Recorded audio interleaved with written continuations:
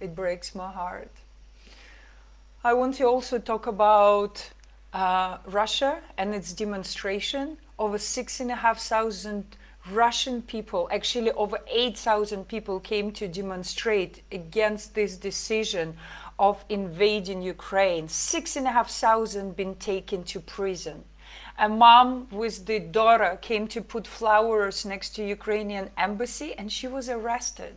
She was arrested and her little child was arrested and they're in jail now. Moscow TV, if any of you have access to YouTube and to Moscow TV, I would really invite you to watch.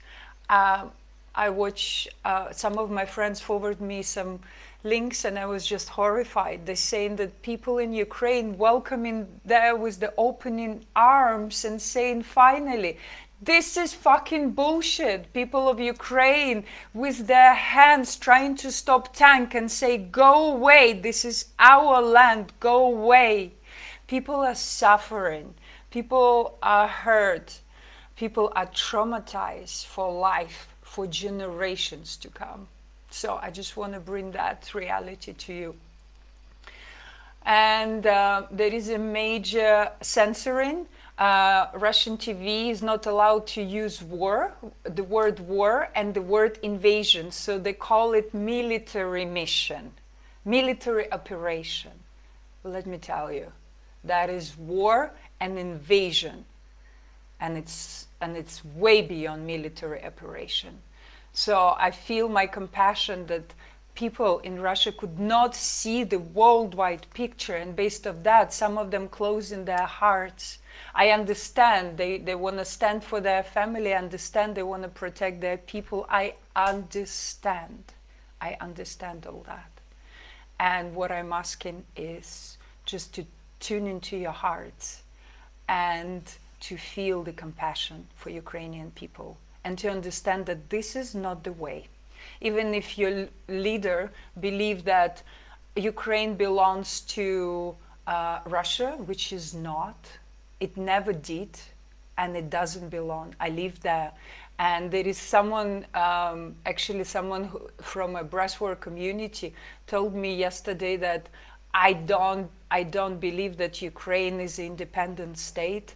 Let me tell you something. I have experienced it as an independent state where people were not suppressed. Yes, there was corruption. Yes, there was a lot of things which were not great, but people were happy living there. People were happy to be integrated in this state which is driven by independence and not controlled by Russia. The whole Ukrainian nation is fed up being suppressed for years. And maybe there are some who are not. So my invitation for those who are not to leave Ukraine and to go where you want to go.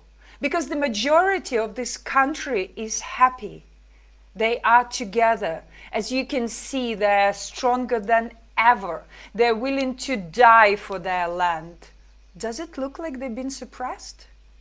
If so, they would really welcome those Russian soldiers. I also want to talk about Russian soldiers, which are arriving into Ukrainian land, and a lot of them are young boys. And I know a lot of them really believe that they came as a peacemaker. They came to make peace, and they're shocked to see that they're not welcome. That no one needs their help. No one needs them to save us. We need them to get out. What is really upsetting is there is no system for the Russian body to be sent to Russia, to the mothers, which didn't even understand what the fuck is happening. Okay, so the Russian army brought with them crematorium. So all the Russian soldiers just get cremated altogether without any possibility for a proper funeral, for the family and friends to come and give them the last goodbye. I find it horrifying. I find it truly, truly horrifying. And Ukrainian army, if they catch the soldier or the soldier, Russian soldier surrender, they give him food, they give him water, they give him a mobile phone to call the number. They set up the line for the mothers, the Russian mothers, to be able to call and find out if their son alive or not. There is so much suffering, my dear one. There is so much suffering. And Russian mothers are also part of that. I also want to talk about what I'm seeing in the groups. I'm part of many groups and I'm seeing what people post as they flee in the country, and it's horrifying. There are disabled people on a wheelchair trying to get to Poland. There are kids, there are babies, there are fathers, single father with the babies, and when they go to the borders, they get turned away and they offered for baby to be adopted. What kind of reality is that?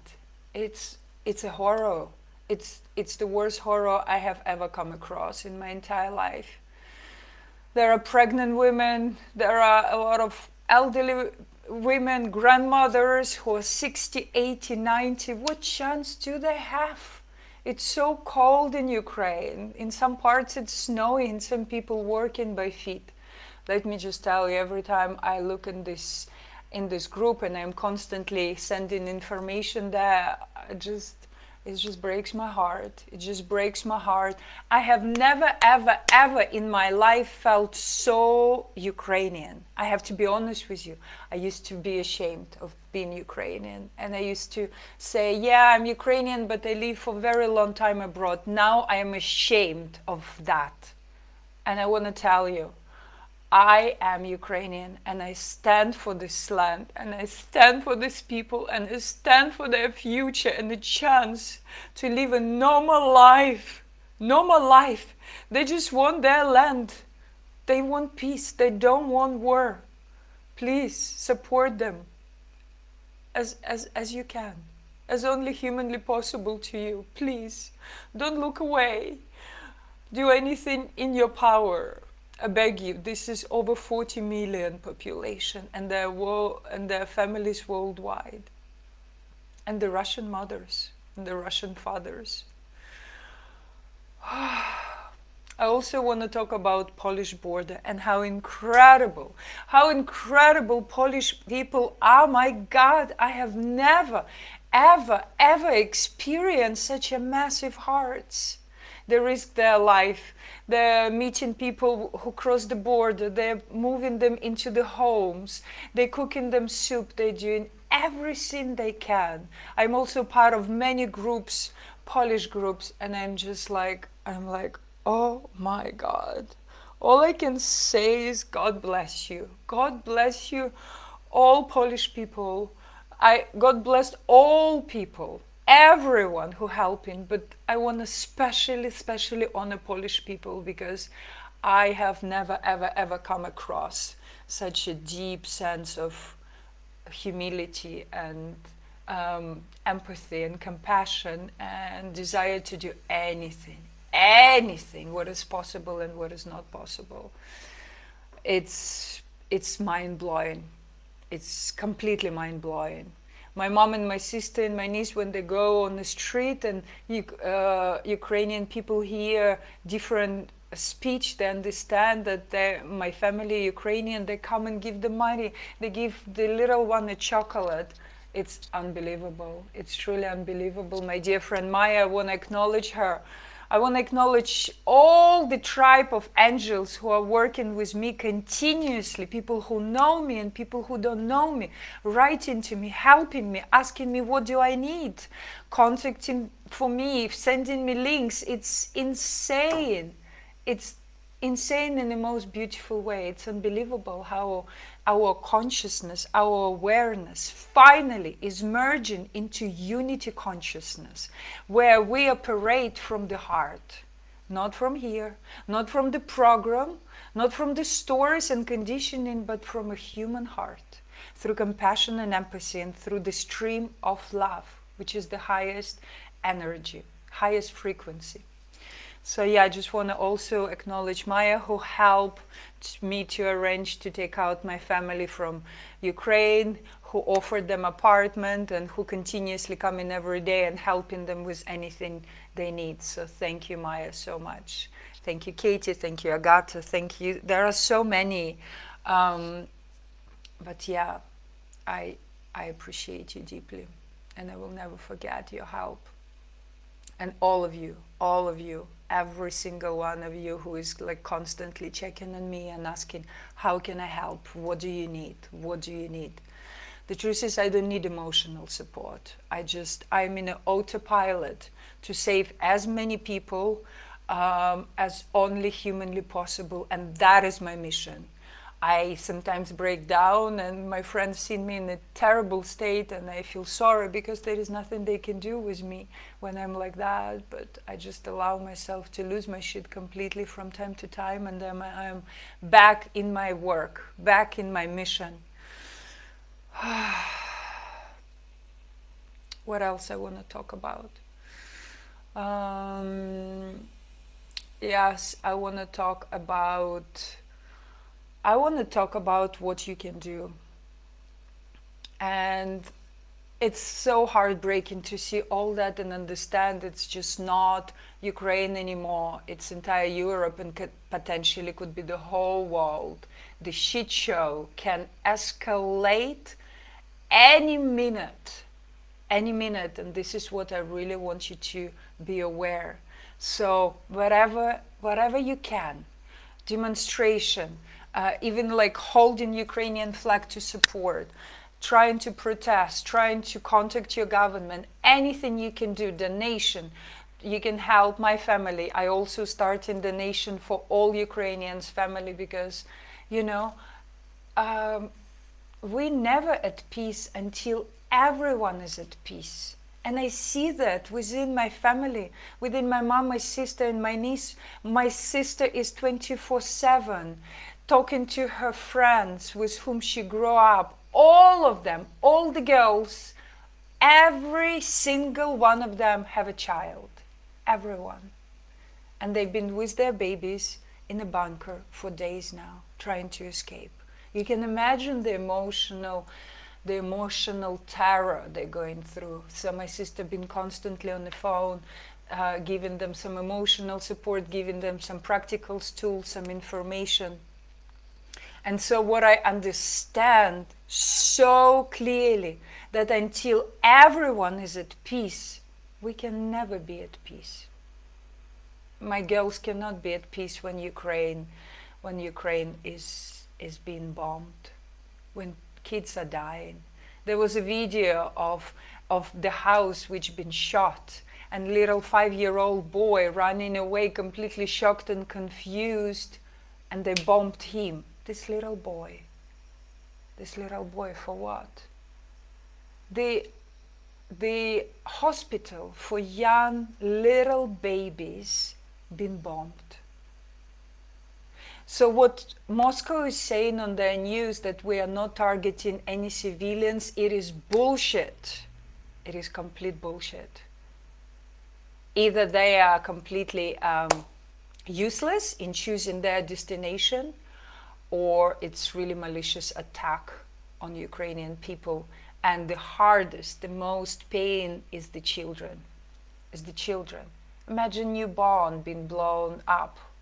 How can you even process that?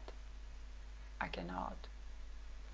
So just coming to the part which I so deeply want to share about Polish people, and I've been working with the several humanitarian services which are incredibly brave and incredibly dedicated, and basically, and this is why I also want to start supporting them. Last night they needed emergent help, and I borrowed some money from a friend to give them that, because we don't have time to waste.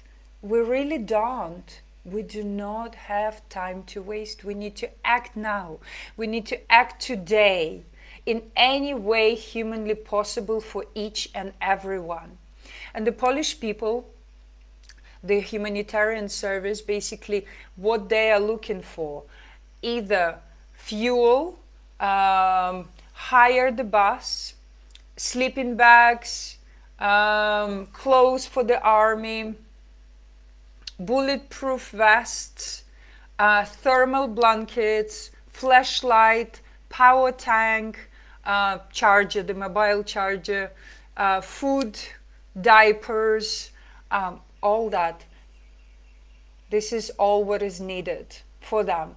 And the substitute to that is, of course, money. If we donate money to them, that they can organize all that because they have connection. Polish people, they just work like that. They're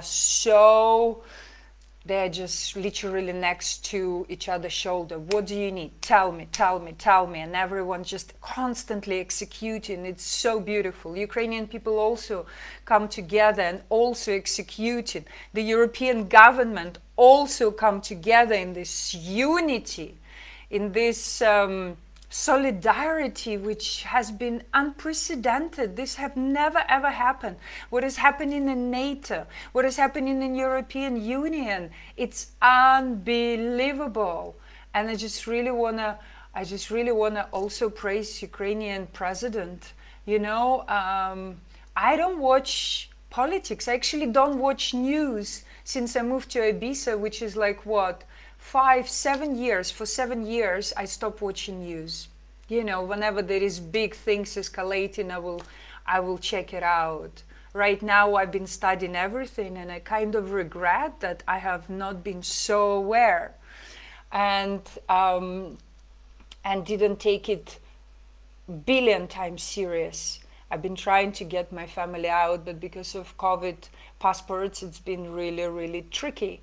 And there was a lot of delays, and now there is no more time to wait.